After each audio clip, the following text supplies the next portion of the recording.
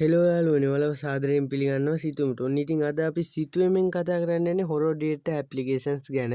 ඔයා සාමාන්‍යයෙන් හොල්මන් සම්බන්ධව හොයන කෙනෙක් නම් ඔයා දන්නවා ඇති අන්තර්ජාලයේ ගොඩම ප්‍රසිද්ධයක් තමයි හොරර් ඩේටා ඇප්ලිකේෂන්ස් කියන්නේ. ඉතින් මේ ඇප්ලිකේෂන් වල සාමාන්‍යයෙන් සිද්ධ වෙන දෙයක් තමයි අපිට හොල්මනින් තැන පෙන්වනවා. ඊට පස්සේ හොල්මනක් අපිට පෙන්වන එක. ඒ වගේ ගොඩක් ඇප්ස් හදන්නේ ප්‍රෑන්ක් වලට. හැබැයි සමහර ඇප්ස් අපිට බලාගන්න පුළුවන් නිකන් ඇත්ත කියලා විශ්වාස කරන්න පුළුවන් විදිහ ඇප්.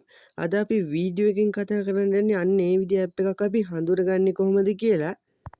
ඔයාලට ඇත්ත ඇප් එකක් සහ බොරු ඇප් එකක් ප්‍රධාන වශයෙන්ම හඳුනගන්න පුළුවන් ක්‍රමය තමයි ඔයාලා දන්නවා ඇති Play Store එකේ Ghost Data application ප්‍රධාන කාණ්ඩ දෙකකට බෙදෙනවා.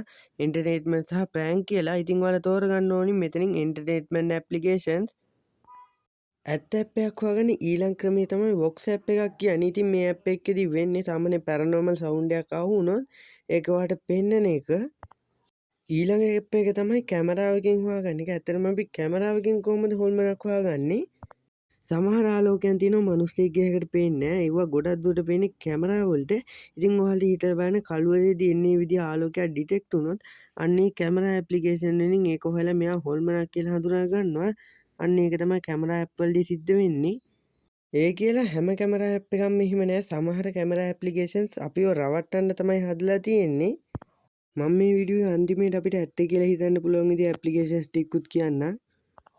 ඊළඟ ඇප් එක තමයි ඔය කැමරාත් එක්කම ළඟින් යන ඇප් එක. ඒ තමයි SLS කැමරා කියන්නේ. ඉතින් මෙන්න මේ ඇප්ස් වලින් සිද්ධ වෙන සාමාන්‍ය මිනිස්සුගේ හැඩහුරුව සමාන දෙයක් හොයාගත්තොත් අන්න ඒක අපිට ඩිටෙක්ට් කරලා පෙන්නන එක. ඒ කියලා හැම ඇප් එකක්ම විශ්වාස කරන්න යන්නත් එපා. ඊළඟ ඇප් එක තමයි EMF Ghost Data Applications කියන්නේ. අන්න ඒවයින් සිද්ධ වෙනවා දන්නේ නැති විද්‍යුත් චුම්බක ශේෂ්ත්‍රයක් තියෙනවා. ඉතින් අන්නේ විද්‍යුත් චුම්බක ශේෂ්ත්‍ර වලට හොල්මන් වලට බලපෑමක් කරන්න පුළුවන් කියලා සමහරු කියනවා. ඔන්න ඔය විදිහ මොකක් හරි දෙයක් ඒ ඇප් වලට ආව වුණොත් ඒ ඇප් වලින් කරන්නේ අපිට පොඩි වර්නින් එකක් දෙන එක. මේ ඇප් වල තව දෙයක් තියෙනවා. ඒ කියන්නේ ඔයාගේ ෆෝන් එකේ EMF සෙන්සර් එකක් නැත්තම් මේක පෙන්වන්නේ නැහැ.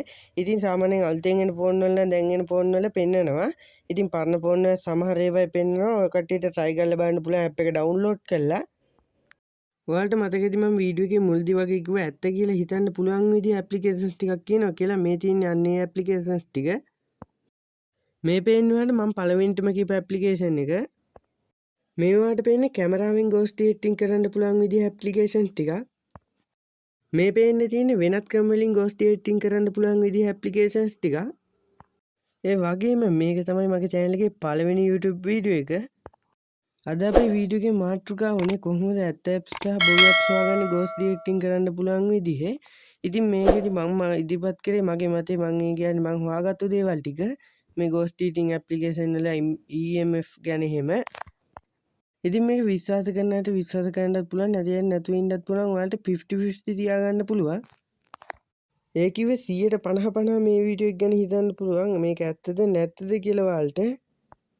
ඉතින් ඔයාලා මේ ඇප්ලිකේෂන් ටික ඩවුන්ලෝඩ් කරලා පුළුවන් නම් ඔයාලගේ එක්ස්පීරියන්ස් එක යටින් කමෙන්ට් එකක් හැටියට දාන්න.